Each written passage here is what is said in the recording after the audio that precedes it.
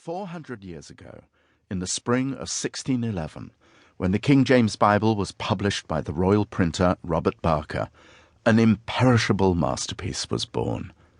It's the version which, for sheer poetic force, epic drive, and sensuous beauty, has defeated all attempts at vulgar modernization.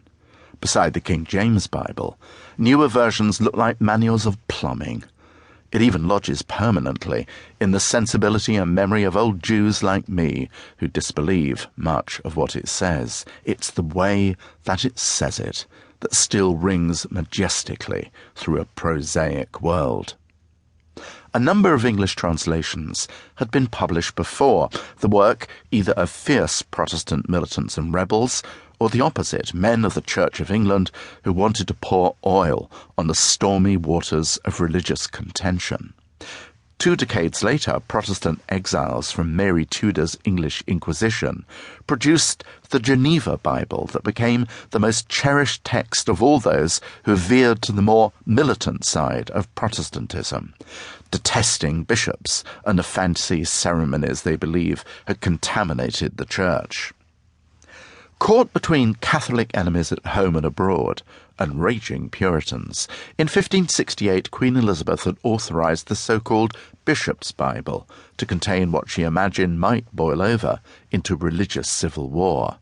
But the Bible fury refused to die down. When King James came to the throne in 1603, he was greeted by many of his subjects as a unifier of Scotland and England and the contending Christian factions. James, as his subjects quickly learned, was, for better or worse, 2 sovereigns on one throne. There was the famously pedantic but indisputably learned king, weighty with theological and philosophical knowledge, soaked in European culture, and able to hold his own in the cut and thrust of religious debates. But there was the altogether profane James, given to squalid drunken riot, an eye for pretty boy courtiers, an enabler of nepotism and favouritism. Needless to say, it was the pious James that took a suggestion from the clergy assembled in 1604 to make a new translation and turned it into an enterprise of royal arbitration by including both Puritans and their Church of England adversaries in the 6 companies, as they were called, of translators, commissioned to produce a new version of the Old and New Testaments and the Apocrypha.